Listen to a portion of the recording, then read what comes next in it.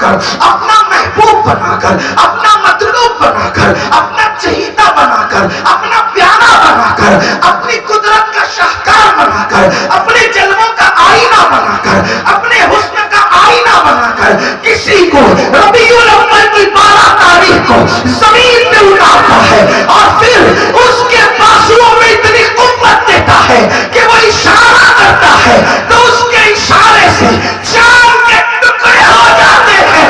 تو لوگوں کو پتا چلتا ہے کہ جب بندے کے اشارے میں اتنی قوت ہے تو جس نے اس کو پیدا کیا ہے اس خدا کی قوت کا عالم کیا ہوگا، اس خدا کی طاقت کا عالم کیا ہوگا.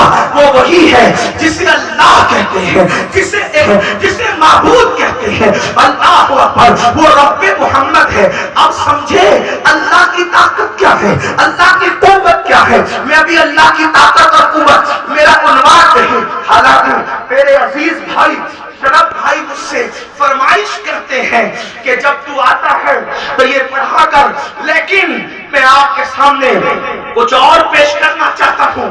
نعت خانوں کے لیے تو یہ جائز ہے، ان کو یہ چل سکتا ہے کہ ہر منبر پر وہ ایک غزل پیش کر دیں، ایک کلام پیش کر دیں. لیکن اگر کوئی خطیب، اور وہ بھی کوئی خطیب بھی نہ ہو، کوئی بے جوڑ جملے کہنے والا فقیر اگر بار بار ایک بار ریپیٹ کرے تو لوگ حضرت آل رسول صاحب سے کہیں گے کیا انہی کو لے آتے ہو جنہیں 4 کے سوا کوئی 5ویں تقریر یاد نہیں. آپ شکایت کر سکتے ہیں، لیکن بہرحال میں آپ سے یہ عرض کر رہا ہوں، اللہ کی طاقت سمجھ گئے، اللہ کی قوت سمجھ گئے. اندازہ فرمائیں امریکہ کی طاقت کی حیثیت کیا ہے، میرے اللہ کی طاقت کیا ہے.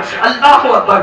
برطانیہ کی قوت کی حیثیت کیا ہے، میرے اللہ کی طاقت کیا ہے. فرعون کو جس نے دریا میں ڈبو دیا وہ میرا اللہ ہے. اللہ کی شان سنو، رات زیادہ ہوئی ہے، آخری پہر ہے. یقین جانے یہ تقریر نہ سننے اور سنانے کا موقع ہے، لیکن اوڑیسہ والو، یہ قادری فقیر تمہاری محبتوں کو زندگی بھر یاد رکھے گا کہ آپ حضرات اس وقت ابھی ایسے بیٹھے جیسے مغرب کی نماز پڑھ کر کے بیٹھے.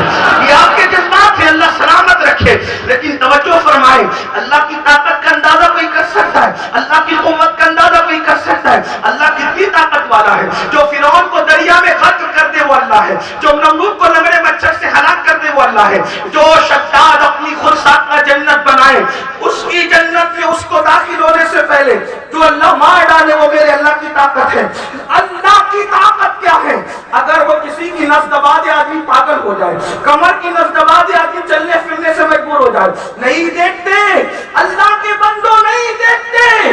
جو جوانی میں پہلوانی کرتے تھے وہ بڑھاپے میں عصا ٹیکتے ہوئے چلتے ہیں. وہ کون ہے جس نے جوانی میں طاقت دی تھی، بڑھاپے میں لکڑی لینے پہ مجبور کر دیا، بڑھاپے میں لکڑی ٹیکنے میں مجبور کر دیا. ہم میں سے بھی بہت سارے ہیں، اللہ نہ کرے کہ اس کو بھی ایک نہ ایک دن لکڑی پکڑنی پڑے گی. وہ کون ہے؟ وہ خود فرماتا ہے، اللہ فرماتا ہے والتین والزیتون وطور سینین وہذا البلد الامین لقد خلقنا الانسان فی احسن تقویم ثم رددناه اسفل سافلین. تفسیری اس کا مفہوم یہ ہے، اللہ اکبر، ابراہیم کی ولادت گاہ کی قسم.